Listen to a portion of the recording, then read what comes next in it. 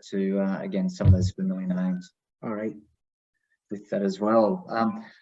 Thanks everybody for joining us for second webinar. The intent is to have a third webinar in a week or two's time, which will take a support crew type perspective. Before we kick off, again, we would like to acknowledge the traditional owners of the respective lands upon which we meet this evening, and pay our respects to elders past, present and emerging, and recognise their ongoing connection to those lands, and also in particular the Yuin people of the South Coast and the Ngarigo people of the Monaro Plains and Snowy Mountains. Again, thank you for joining us. We've got a lot of people here now coming on, and we just see Kevin's just jumping in there to join us as well. Welcome Dan in as well, and hello Kevin, welcome. We're literally just kicking off this evening. Look, we had the feedback was good from our webinars last year, and we found it a good exercise for a lot of questions from, I suppose, the more naive runners. Please don't take that the wrong way. The less experienced with Coast to Kosci, because it is a different style event, and it is a different race. It also takes a little bit of pressure off people, because they can ask questions in this type of environment rather than perhaps at the end of a detailed briefing, or even the day or two before. So they've actually worked quite well. The focus for tonight's webinar is our runners. In the past, we've had some great people answer these questions and share their knowledge about Coast to Kosci, including Ewan Horsburgh, three-time winner, back-to-back, the enigmatic Jane Trumper, Shane Simpson from the Blue Mountains, and even my good self with that. Tonight, we've got two runners joining us, Kevin Heaton and also Nikki Wynd. Both of these runners, besides being extremely experienced. Are you having can I just ask you to go on mute, please? Yeah, I'll make it. Lock the fucking screen something here, can't you? Can you hear it? Yeah. See, I've got one. Oh, you got it. Sorry. Can you still go on mute, please, except for Nikki and Kevin, if you don't mind? Thank you. It just does interfere a little bit, and particularly also with the recording. Kevin is a veteran of Coast to Kosci, I'll put it that way, and has completed the most Coast to Kosci Oscos, and is a familiar face at pretty well most ultra events, either regularly each year, or certainly has undertaken most ultra events within Australia. The name Kevin Heaton, or Rick, is quite familiar to a lot of people. Although he's been working pretty hard over winter on that beard, Kevin. We're noticing this week. And so we're really looking forward to Kevin's perspectives. Also, would like to welcome to the call Nikki Wynd from Victoria. Nikki's also well known on the Australian ultra running scene, has represented Australia as well in the 100k champs, and has three, correct me if I'm wrong, Nikki, Coast to Kosci finishes, but also has seen the other side of Coast to Kosci as well, and can also bring that lens to the event as well. So we're really grateful for their time this evening and for sharing their perspectives with us. Cool. And the reason why we want to kind of get the runners' perspectives is when we look at the breakdown of runners for this event this year, we've got 31 rookies and 18 veterans. And whilst the 18 veterans, you'll probably learn something from Kevin and from Nikki. It's especially, I think, beneficial for all those rookies to actually hear and, the insights, the perspectives that both Kevin and Nikki can provide. So, without further ado, let's jump into the questions. And the first one I'll kind of direct towards the both of you. Maybe start off with Kevin. Let's talk about your nickname. Kevin, how did you come by that? Brick came from when I was doing Ironman triathlons. It came from the way I swim. So being English, I'm not very good at swimming. I could only do breaststroke, and I used to swim like a brick, and my legs still point to the bottom of the ocean when I try swimming in the sea or on a pool or whatever. So I'm not a very good swimmer, but it just stuck with on the there was a chat room thing called Transitions, the same as Cool Running. So it was Transitions was for triathlons, and that was my nickname. On people gave me it, so I just went with it for everything. So Cool. Me and you've got something else in common aside from mountains then, because I swim like a brick as well. Feels as if I've got an anchor behind me all the time. tell me about it. Yeah. Nikki, do you have any nicknames? No, no nicknames. None that you want to share? Well, at work I'm called Whispers, but that's probably about the only nickname I have, which is a bit of a funny running joke because I sort of like I obviously must be a bit of a gossip because I'll tell someone something and the whisper gets back to someone else. So that's probably about it. All right. Fantastic. And how did you get into running, Kevin? And particularly ultra running? Ultra running, that was, I started doing adventure racing. And then as I just said before, I did Ironman triathlons. And when I started doing triathlons, I met what used to be the race director, Paul Every, at my local tri club, at St. Ives Tri Club. And we just started talking. We got on really well. Then he just started doing all these silly things, telling me about all these silly runs he did. And then I took his bike to the very, very first Coast To Kosci, actually, because I met him at Canberra Ironman and all this sort of stuff. So I met him after he'd just finished the very first fat ass Coast To Kosci. I took his bike to Canberra for him, and he met me there and did the half Ironman at Canberra after finishing Kosci the next day. So as you do, as Paul does.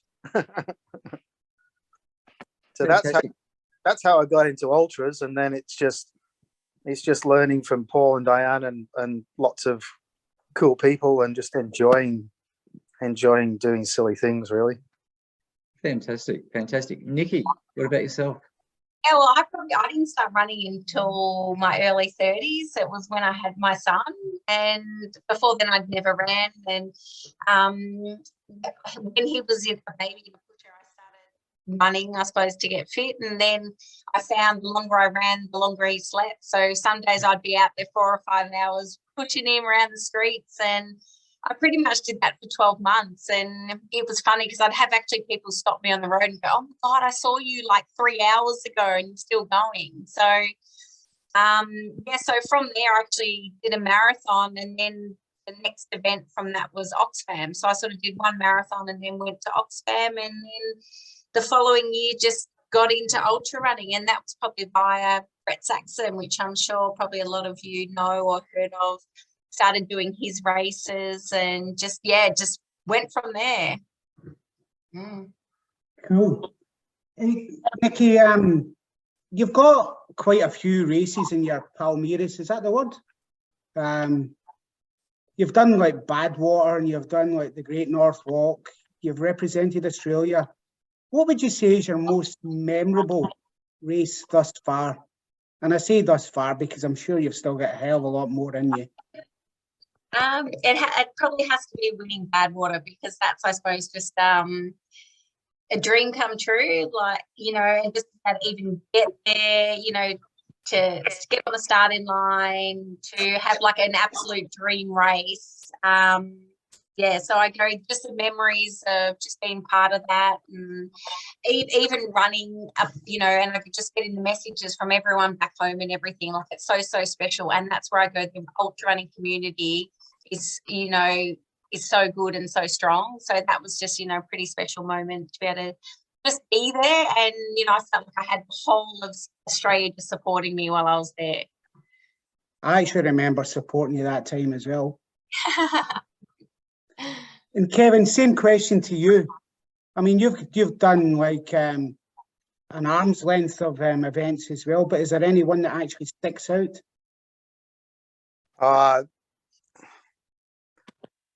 Really, Coast To Kosci has always been my race, but it's just one I love because of the people, it's always been all the support crews and everybody just helps it. Everybody wants to get everybody to the finish line. And if you can help anybody by just giving them a chocolate biscuit or a painkiller or a salt tablet or something, just because I've done that in pretty much every race, my crew's given stuff to people all the way along, and people have done the same for me, where it helps. But this year doing that 200 miler, the Unreasonable East 200 miler, was kind of special because I just got over a torn glute, which I got at Christmas. And then I had to get over that, which caused a bit of an Achilles problem. And then try and train for a 200 mile is not really easy in less than 6 months. So I was happy to finish. I don't know whether you saw any of the videos for the very final of it, but I was Yes. I was doing about 2 kilometers an hour at the very end. It wasn't good, let's put it that way. But it's so that's quite memorable recently. You were doing a good impersonation of Jane Trumper from last year. Yeah. or me from a few years before as well. Correct. So, but I was leaning the other way this time, so it's not like it's the normal thing. And Kevin, so you've got 12 under your belt and 12 finishes, I should say. So for you, which one is the most memorable for you and why? And I know, as you said, this is you really enjoy this race, and Nikki and myself are grateful for that. I know Paul and Diane love you dearly. For you, which one of those is most memorable and why?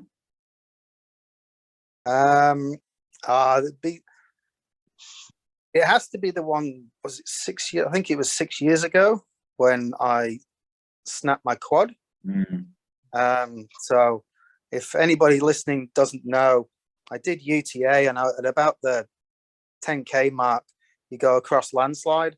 And just after landslide, I hyperextended my knee and I snapped my quad 100%, which took part of the patella off as well. And that was in the middle of May. And then I had an operation on the Monday, and then the surgeon said, "Well, what are you doing?" And I said, "I'm doing Coast To Kosci in December." And, what? And he just said, "Well, you won't be running 5K in December." And I said, "Well, we'll see." It's my plan is to do Coast To Kosci in December, and it's we'll just work out from here what we've got to do. And then I just did a lot of walking, even with a leg brace on and crutches, and worked up to doing a marathon, an ultra, and then Coast To Kosci, and finishing that race. And the support I got from everybody with all the training, because everybody was just watching on Strava going, "I can't believe you can walk 30 Ks with a leg brace and crutches." And it's like, and silly things like that. And you're going like, well, you got to do something. You got to get your butt in gear and do what you can, whether it's a lot or not, it doesn't matter. It's and it's just keep the body moving, and then to get back to running was quite difficult. But it's but that's got to be my most memorable Coast To Kosci for sure because of that. I remember, and I was one of those people doing the same thing, going, I remember the sounds of the chopper, the stuff at UTA. Yeah. And then there you were, absolutely very hard to describe the feelings, and it's fantastic. Nikki, for you, and you've experienced a number of different things and different weather conditions for you with your Coast To Kosci's under your belt. Funny, because my very first Coast To Kosci, I remember running with Rick, and he said to me, "Take it easy, walk all the hills. You know, I get in around 32 hours," and I'm like, "See ya." And then I think he probably passed me in the car down the road, like, numerous hours later, and I didn't listen to him. So I think too, they're all memorable. I think for me, like probably my first one, because I never, I went there going, I needed to finish Coast To Kosci to get into Badwater. And I think just being, getting in, like I was, to even get in to start the race, because it's such an iconic race. And I think it was just actually being there amongst so many amazing athletes. Yeah, so that to me was probably like really just special, just to start, you know, be there on the starting line. And it was actually probably one of the toughest races because I didn't listen to Brick. He told me to just walk the hills and take it easy. So I think I came in about 36 hours or something. I think it was 37 hours and 37 minutes, Nikki. Oh, there you go. Sorry, Brick. Not people listen to me nowadays. Well, maybe everybody else can listen to that advice because it is pretty solid. Just coming on to the actual the preparation for the event itself. Nikki, I'll start with you. What would a Coast To Kosci training plan look like for you? Which are heaviest and which are lightest weeks? What do they look like? I think, like, really for me, it's just time on feet. Like, you've got to be able to walk around, because you're not going to just go out and run for 240 Ks. So I think you really need to practice that in training, and I think it's just really time on your feet and just being out there.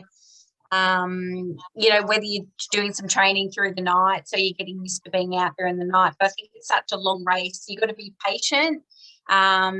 You've just got to break it down, take it to a checkpoint, because it's not going to go quick.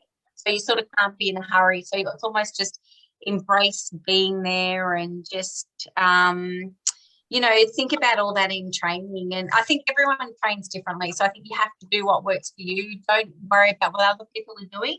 Don't get on Strava and go, oh my God, someone else is doing this, I'm not doing enough. Because I know some people can cope with 100K, some can cope with 200. So you've got to do what works for you, because it's so individual. But I think we're all here for a reason. Everyone's got the experience, they've done the races, so they deserve to be there. So just back yourself in and believe in what you're doing is working for you. That's great, solid advice there, Nikki. Thank you. Kevin, training plans for you, what do they look like? And no coaches and moon boots. This year's been, as I said, a weird one, but it's because I got another injury just after the 200 miler. So I got Achilles tendinopathy. So I've been working around that. It's just coming good the last month, and it's I'm actually starting to do more running. So there's been a lot of walk run, and as Nikki said, walk run. Just get the Ks in, get the time on feet.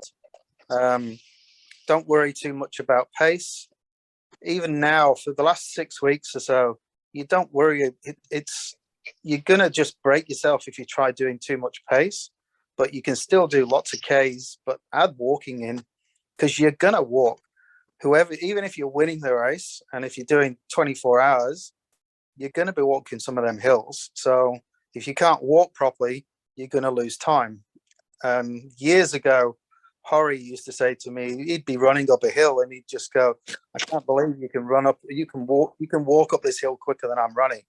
So my heart rate would be right down. It'd be down at 110 and he'd be at like 160 running up a hill. You know, it's like going, you got to be able to walk.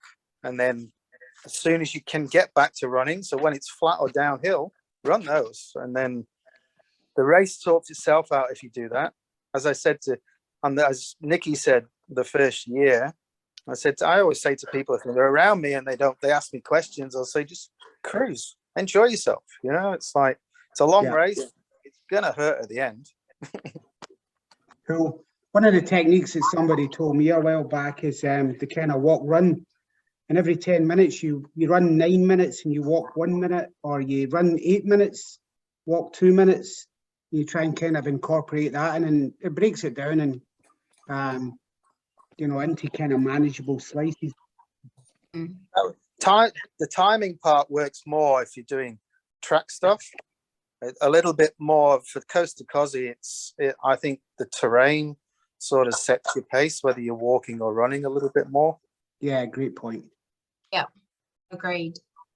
To really get a sense there that some of the key elements in your training plans are a lot of Ks, B, time on feet, and run, walk. A couple of those three really big elements. What part of your training plan do you look forward to the most, and what part do you dread, Nikki? Well, I hate it when it's raining. So if it's raining, that's for one thing. I struggle to get out the door. So but I like, heading out with friends. And I think, if you're going to do a long run, see if you can get some friends to join you and make it a fun, whether it's, 5 hours, 6 hours, 7 hours, try and make that, it's fun. Like it's not training, it's not a slog, it's not hard work. So I try and do that. So I know I'm heading out for a long run. I try to include some friends. We might stop and have coffee because, like I said, it's time on feet. It's not about pace. It's trying to enjoy it. It's trying to, just be out there and, the K's tick over, if it's fun and you're enjoying it. So that's what, I really try to make most of my training fun. And I do incorporate some. I do often just go out. I do probably 2 or 3 times a week. I try to get out and just do a walk, just because I know in case because you are doing a lot of walking. And I think if you're a strong walker, that makes a difference too. But you have to practice that in training. It's not that easy just to be a strong walker. I think you've already sort of echoed that as well, Kevin. Do you, Kevin, what part do you love most of your training? What part do you dread the most? It's the lot as exactly the same as what Nikki just said.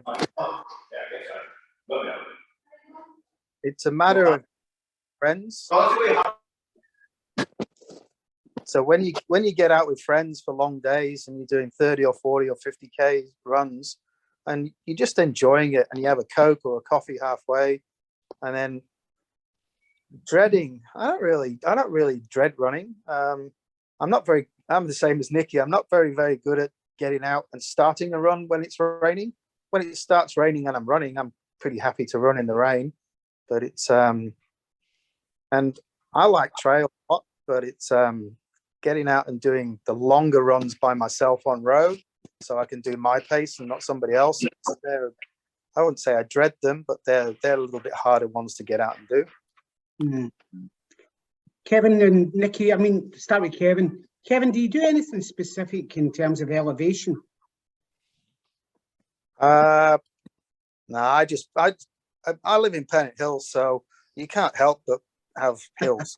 And it's like wherever I go from my house, you're going up or down a hill. There's not many flats around here at all. So I like rolling hills because it gets you, whether you're running or walking or just if you're going out for let's say a 30K run where you want to run the whole thing, and you can just cruise it and enjoy it. And then other ones you can just go. I've got some friends that have just got into ultra running or into longer running, and I say, right, you've got to go off one set, go run the uphills really hard and the downhills really soft, and the next one run the downhills really hard and the uphills really soft. And they go like, what? And I said, you just do it, and it's like suddenly your legs are getting stronger, or you're getting leg speed, and you're doing this, that, and the other. Now, whether you're doing a 10K or a 30K, you can incorporate those into those runs, and everything just helps with that little bit, Yeah, cool. Nikki, anything you do specific to elevation? Like, not really, because I don't look at it as like it's a really, really hilly race. Like, yes, there are some hilly sections, but there's nothing like a UTA where it's mega steep or long climb. So probably a bit like Brooke said, like rolling hills. I'll try and maybe find, say I'm doing a 50K run where there are some hills, but I'll walk them because I'll go, I'm in Kosci mode. I'm going to be walking these in the race. So I probably would try, if I was doing a long run, to find a course that does have those hills that sort of simulates a bit of what Kosci's like, because apart from a few climbs, there's nothing that's super speed, like a hut to hut or one of those races where you go, it's just elevation and just climbing all the time. Thanks, Nikki. That's great. Fantastic. So we're now down around that sort of 6 weeks to go. How are you with your preparation? And that's not just, that preparation addresses not just the physical, it also addresses the mental, your support crew, your organisation, those sorts of, that readiness, little personal things you like to have or you like to do for the race. And I know we're all like that. We all have our little things we like. Sometimes support crew don't quite get that. But where are you with your preparation and how are you feeling, Nikki? Well, as you know, so I actually had news this week. I just got back from Bali and just found out on Monday after a plane flight I've got a DVP in my calf. So I'm sort of still processing that. So I haven't been able to run since. It came it was a bit of a shock because I just, it's, I suppose, something unexpected, something I didn't think, would happen to me. So I still feel I've got time to be ready for Kosci, but it's obviously like I've got a GP's appointment next week. So, I'm coming off a really good stretch of training. I was in Bali for a week, trained really, really hard.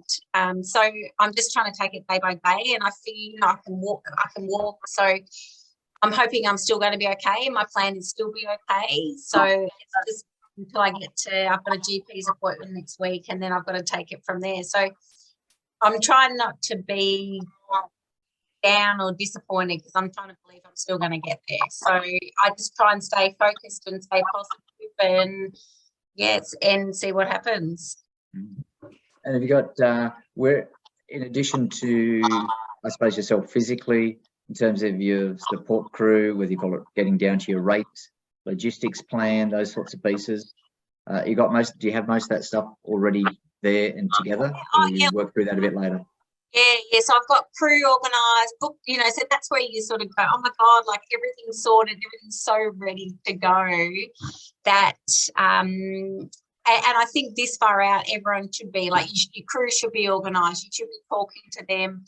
Your accommodation should be booked. Like, you don't want to be stressing about all that last minute, because I think too, you've got so much going on. So you want to be organised. You want to be prepared.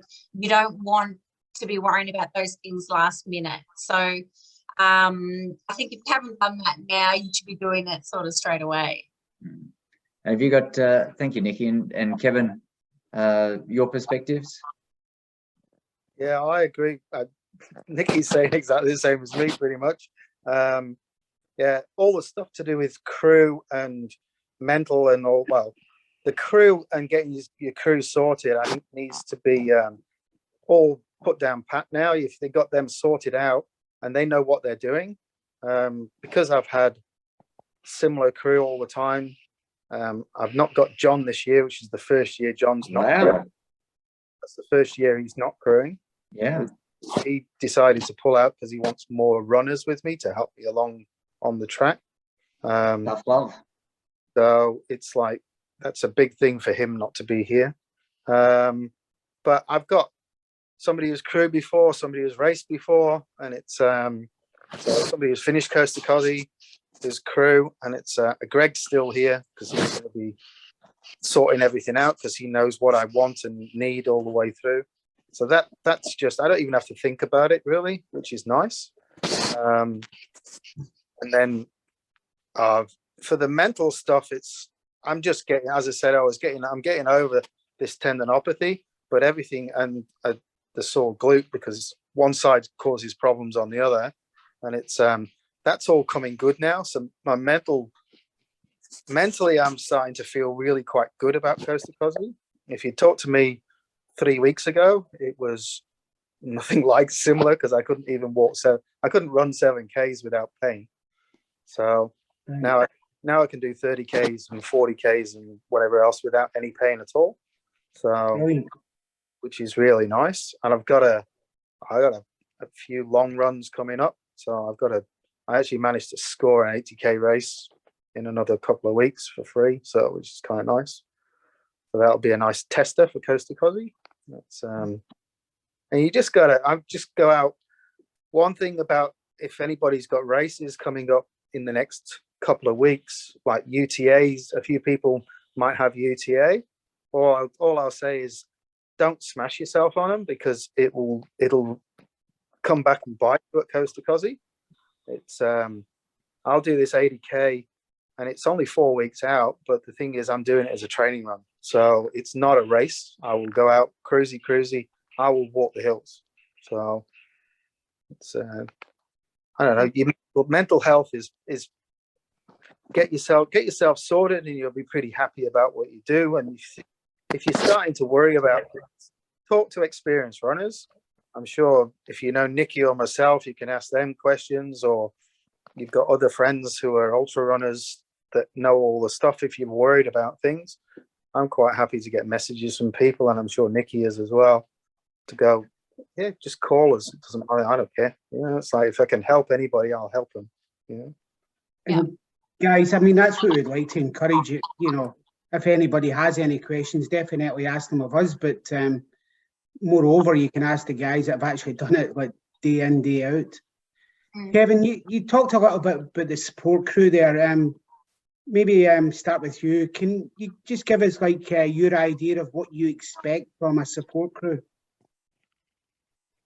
What I expect, well, it's just what they always do is they once you start seeing your crew, I get to meet them from the start, from the 25k mark. Then I usually meeting them every 5k, and then it depends on how well I'm running and walking and how the body's feeling, whether sometimes I cut it shorter. So I'll make it, if I'm starting to feel crappy in the night or something like that, then I'll make it 3Ks. And then suddenly you'll get to the next day and you go, oh, I'm feeling good, make it 5Ks again. And they go like, you sure? They go like, yeah. But it's you just gotta, you've got to play with it. It's not, you shouldn't have something set down.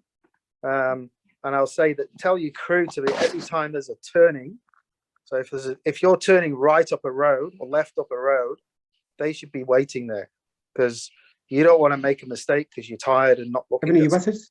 Or is it us? I think it's us. Pardon?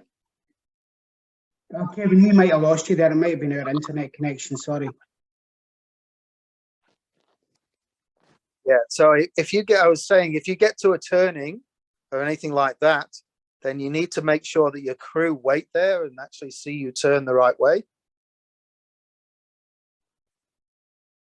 Cool. Yeah. And Kevin and Nikki, from your perspective with support crew? I think too, like I go, you're actually pretty lucky that you don't need to carry anything. You're running, you know, like Kevin said, I probably would do the same 5Ks down the road. So I go, that's pretty cool that I go every 5Ks. You have nutrition, you know, you have someone looking after you. And I think sometimes for me, I need a bit of tough love as well as a bit of, you know, someone going, you know, you're doing well, hang in there. And I go, sometimes it's finding that balance, because, you know, we all go through tough patches and it gets hard, and, you know, you want someone sort of keeping pushing you on, because sometimes, you know, whether you're having a rough day or it's tough, it's easy to go, I'm done. You need that person keep motivating you, keep pushing you. You know, I think too, it's just making sure that yeah, like, and that's why I find I need a bit of tough love and a bit of like love and time. So you need to find that balance. And I think your crew, if you know them well enough and they know them well enough, they know when to bring that in and sort of help out. I certainly witnessed that last year when Isabel, who's running this year, kind of gave that out in a few multiples. Yeah. We all need the tough love sometimes, particularly in the middle of the night, and sometimes we need a bit of the warm love as well. What's nice question on the chat, Kevin? What's a couple of your favourite parts of the course you either really look forward to or you enjoy the most?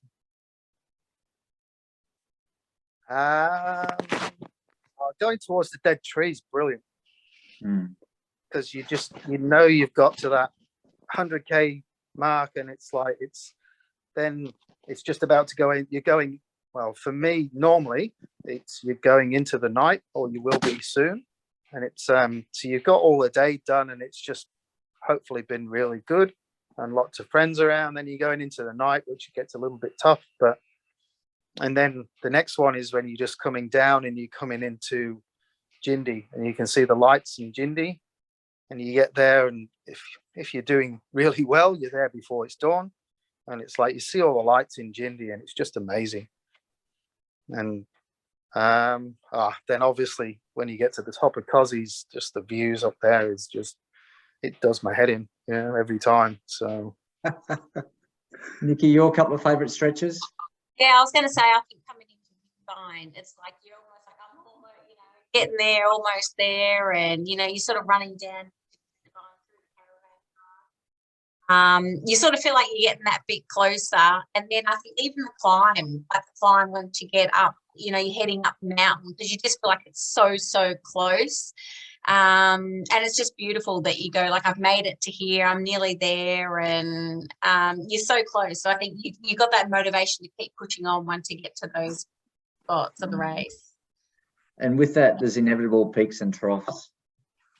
Again, I noticed none of you actually spoke about the cold hours into Dalgety as some of the favourite stretches. How do you deal with some of the peaks and troughs, Nikki?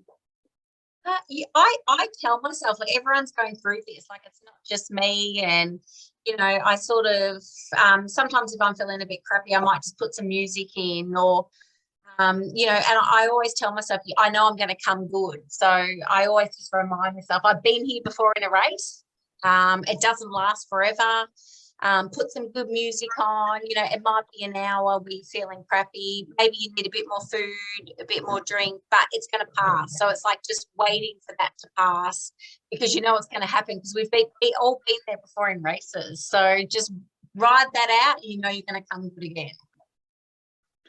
Thank you. Kevin, when it's those peaks, they're fantastic, and those troughs, they're challenging. How do you cope? The peaks, you just smile and enjoy it, don't you? So that's the only thing. That's why you're there. When you go down, usually for me, it's the crew just being, because it's usually in the second half of the race anyway, so it's gone dark, or it's the second day, and my crew have always been so supportive and so helpful that they just, and all the other runners and all the other crew, they're also, you just run past them or go past them, and they're offering you stuff, and they just, everybody, that's the good thing about being Coast To Kosci, is everybody wants everybody to finish, and it's so supportive of community. I know ultra running is as a general rule anyway, but Coast To Kosci is even more so. So it's just, even if you're feeling bad, you're going to have somebody who's going to be trying to help you and encourage you, as Nikki said. So. Kevin, I think one of the outstanding examples of that was when Kosciuszko was actually still covered in snow, and you got to the summit, and then you sent your crew back to actually carve a few steps into the snow to help everybody else through. So no, I didn't send them. I went up there myself. Right. Because I actually got, that year I got a crew award as well. Yeah. I finished the race and got a crew award as well. I remember meeting you on those steps, and then I was feeling really bad and slow because you were done and you'd gone back up the carb step. Everyone has a different take on nutrition, hydration, favorite things. What are some of the things from your perspective, like an ultra nutrition again? There's a lot of standard stuff, but everyone has their own idiosyncrasies. And with a long race, what are some of the things that work for you personally, Kevin? Oh, well, I've been using Tailwind for the last about 6 or 7 years. So I use that pretty much the whole way through the race. But then you need to give yourself some treats. And I have lint balls.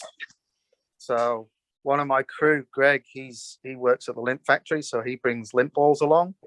And we hand them out to people. If anybody, any runners near my crew or near me, then they can always get a lint ball and get some chocolate and whatever else, and they're quite happy to hand them out. It's not a problem, and it's just a nice different taste in your mouth. Cups of tea, being English, is pretty good, and then there's miso soup, just gives you that extra little bits of salt at nighttime if it's really, really cold and freezing cold. So depends on the weather. It's your body decides it wants different things. Years ago, I actually did half the race on chocolate milk, which was a very strange thing to do. But my body didn't want anything else, and it was before Tailwind, and it was and I tried a chocolate milk, and I said, "Oh, I like that." And then so they bought a couple more, and then they kept buying more and more chocolate milk, and I did half the race on chocolate milk, which was weird. I'd hate to see the aftermath of that. Yeah. You're a brave man. Some people on the chat are very looking forward to seeing lots of lit balls down there. I'm sure the officials will be as well. Kevin, Nikki, some of the things you like, in a race of this length that work for you, either nutrition-wise, actually help you through the race. It's interesting because, like Kevin said, I think nutrition again, it's such an individual. Everyone does everything differently. So use your nutrition in training, do what works. Because I'm totally opposite to what does. I just have whatever, and I don't have a nutrition plan. I just run, and then if I'm hungry, I'll have something. And I tend to run on feel. So I have a selection of things, and I try to have something sweet, something salty, something savory. And then I just go with what I feel like eating. So I don't actually have a plan. I try to eat real food. I don't have cohen, I don't have gels. I just go with what I'm feeling on the day. But I do like to have a coffee. So instead of a tea, I'm always like, my little rewards to have a coffee. So I think it's so individual that everyone has to do what works for them, and make sure you're doing it in training. Like, you should be doing it now and have it down pat like 6 weeks out. Yeah, you're a true Aussie. You like your coffee. Kevin's English. He likes his tea. I like a wee bit of whiskey. You could even get a coffee on the way through at Toowoomba with a barbecue going as well. Yeah. There's also the thing Nikki said there about she just mixes it up. I'll always have lots of different things in the car. So if I don't feel like what I'm eating, then I've got a lot of choices, whether it's chips or whether it's chocolate, always, as you said, whether it's sweet or savory. Sometimes you don't want one or the other. So, and you might go off your gels or whatever nutrition you normally have, and your body might just not like it at all. You've got to have something to substitute for it instead. So have bread there, have jam there, have peanut butter, have all this sort of stuff. Your crew can eat it all anyway. Yeah. And it's like, and suddenly you go, I want a peanut butter and jelly sandwich. You go, I've never had that in a race, but I feel like it, then eat it. It's like, it's food. Food is food. So I've had that before, Kevin, where a crew member's eating the food. Yeah. We won't talk about one crew that they ate all the food and they didn't have any for the runner, but we won't mention that one. Yeah. There's interesting, and just something, probably a reminder too for the newbies, that from a food perspective, once you leave Toowoomba, the only chances you have to actually pick anything up along the route are the Toowoomba Public School barbecue, all right, which is obviously a breakfast time. Then you have the Cathcart General Store, which is at 70k. And again, it's a very small general store. You're not going into a Woolies there by any means. And then there's nothing till Jindabyne. There's a wee bit in Dalgety. Yeah. And obviously we'll have stuff there for you at Dalgety, but in principle, you need to take all your food with you and have everything there. Don't rely or assume there's a 7-Eleven or there's something on the course. It just simply is not there.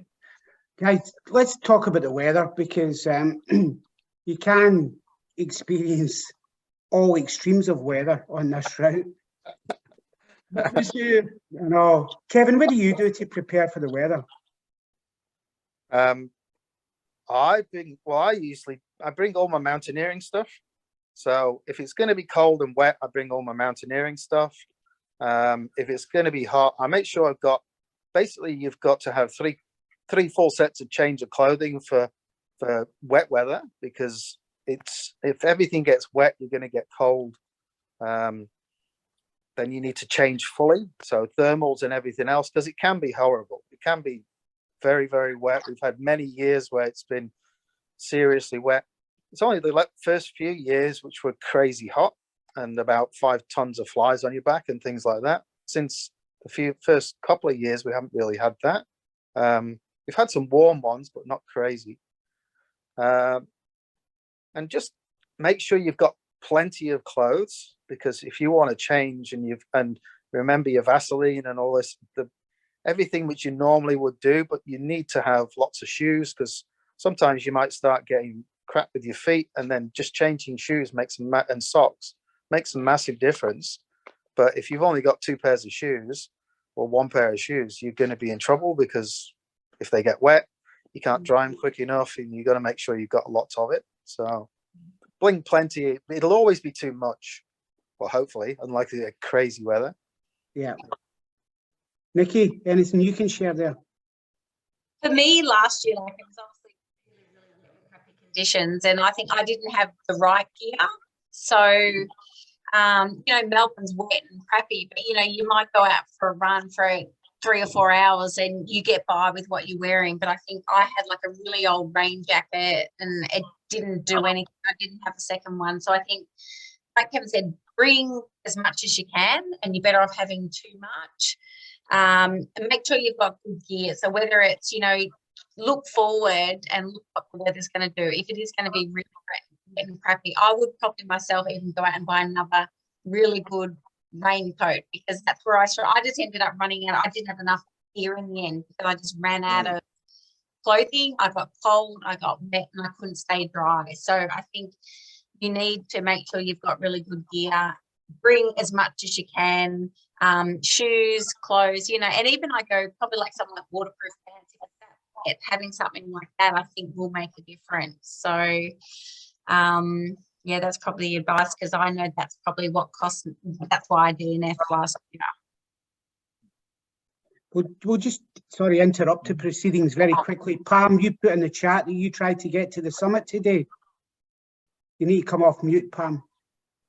Yes, we did. Just had the last 2 days. We ran Dalgety to Jindy on Wednesday, and then Jindy tried to summit, but they've only just opened the road up from Spencer's Creek, and like there was a couple of meters of snow when you tried to get on the track.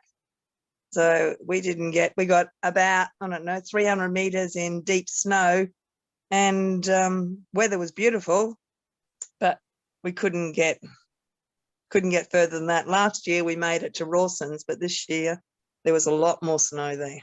Well, that gives everybody an idea of what, you know, the extremes of the weather that you can actually face.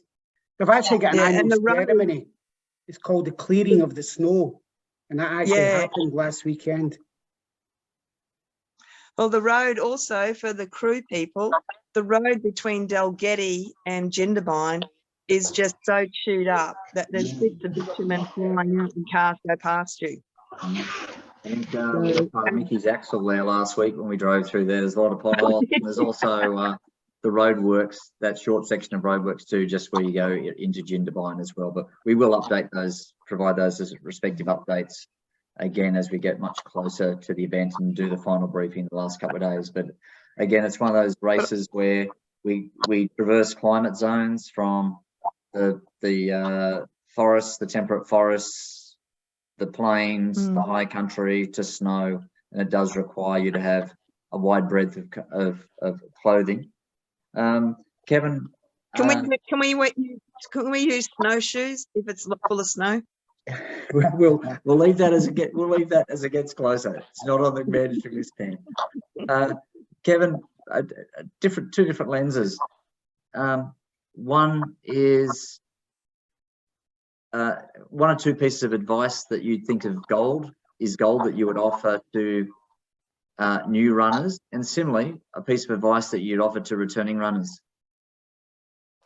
Okay, for the new runners, is the Paul and Diane mantra is beware the chair.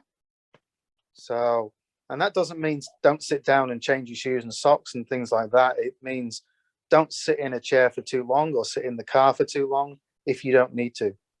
And that includes the loo. Yeah, well, you can always sit down if you want to sit down and go to the loo. You want to do this, that, and the other.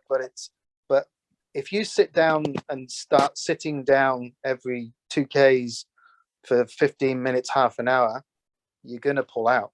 So just beware the chair.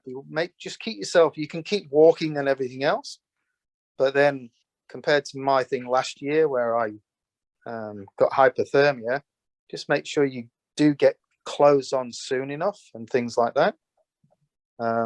What was the other question? Sorry, I missed that part. And for also for returning runners. For returning runners, I think the big thing is don't worry too much about beating last year's or the last time. It can be a goal. Sometimes goals don't happen. Sometimes you have to throw it out because you're just simply not going to be able to do it. Your body's not in the right place for it that time, this year. And then if you're in that case, just enjoy it, because you'll get another finish. You'll get a badge for your hat. You've got a hat, so it's like you've joined the family of Coast To Kosci. And that's another thing for the first timers, is you're joining a most amazing family. The Coast To Kosci family I know it seems like you're only getting an Akubra, but it's a lot more. It's a hell of a lot more than that. So yeah, don't chase PBs if you're not feeling good. On the other hand, if you're feeling great, go for it. But wait till you get to Jindy, because it's still 60 Ks from Jindy. I will say, pleasantly, we did take delivery of boxes of Akubras this week, and they're looking wonderful. Nikki, some advice that you would teach as gold for both new runners, but also some returning runners? I think like your first race, I remember, like I said, I went out too hard, and I go, it's a long race, it's 240 K, so be patient, just enjoy the whole experience, because I think it's amazing to stand on the start line and you're running and talking and really, really soak that up. And the other thing I just think is, don't worry about anyone else. Run your own race. You've trained, you're there for a reason. So you sort of, you know what you need to do. So don't get caught up in what everyone else is doing. So just be there, run I really think it's important just to run your own race and enjoy the whole experience. Fantastic. Thank you. Guys, we've got 5 minutes left, and if anybody's got any kind of questions they want to throw at Kevin or Nikki, we'll probably only manage 1 or 2, but if anybody's got any questions they want to actually throw to both of these guys, then feel free to do so now. Just come off mute. Best pub at the finish line. Look, I'll give you a tip that, and I'll jump in and go a bit personally. I've had goals. One of my race goals was to get back before the pub shut. I met that. The next year was to get back before the food got turned off. And I got back just before the food turned off, and it wasn't very good food, unfortunately, at the time. It sort of deflated the goal. But what do you consider the halfway point for you, Nikki? Oh, you know what, for me, I like to get to and then I don't know, for me that's like 40 Ks, and then it's like, okay, 100 for me. No, it's not halfway, but I feel from there it's like I've got to here, and then it's like, the race starts from here almost, because it's sort of a landmark. This food your crew can eat, and then I think you pretty much can have your pacer almost from that point. So that to me is like a really good place to get to. And for you, Kevin? Dalgety, really. It's a good spot because you've done what's that, 140 Ks or so? 148. And it's like you're just going, right, well, you're on the back end of the course, so you've done the majority, even though it gets harder, but it's and then as soon as you get to the bottom of Bolocka, you're just going woohoo. It's like you're going up a big hill, and then you start going the other side, and the problem is you can't turn off, because if you turn off, you get to Jindy, and as I said before, you've still got 60 Ks to go, and they're not exactly easy. So, and your body's completely trashed by then. So it's you got to make sure you keep your head in the right place by that point. But yeah, Dalgety Hall's a really good thing, and you used to get custard and was it crumble and custard there. It was brilliant. It was so good. With the weather, we've been doing hot soups and other things. Crumble and custard, put that on. All right, we'll see how we go. You and your English kind of habits. Somebody else, just coming back to that, the best pub at the finish line. You can always take a leaf out of Marie Connor's book and make sure your crew's actually got a beer on arrival. I think last year there was a good photo of Marie with a goat beer. That's us, guys. Listen, Kevin, Nikki, thank you so much for imparting all those little nuggets of gold. Really appreciate that. And for offering up as well, if anybody wants to get in contact with either Kevin, Nikki, or any other veterans for that matter, or ourselves, then please avail yourself of that. That would be brilliant. So thanks, everyone. Really appreciate everyone joining us tonight. Next webinar, we're aiming for the 30th of November, I think it is. That's a Monday, October, sorry. Yeah, November, geez. 30th of October, and we're going to look at the support crew perspectives. So hopefully you can join us in as well. There, can you make it at 8 o'clock again? Because then I might be able to make it. Because earlier I can't make. Just for you, Kevin. Since you're Coast To Kosci royalty, no problem. Cheers. Thank you. Thank you, everybody. Thanks, everyone. Thanks, everybody. Cheers. Cheers. Bye.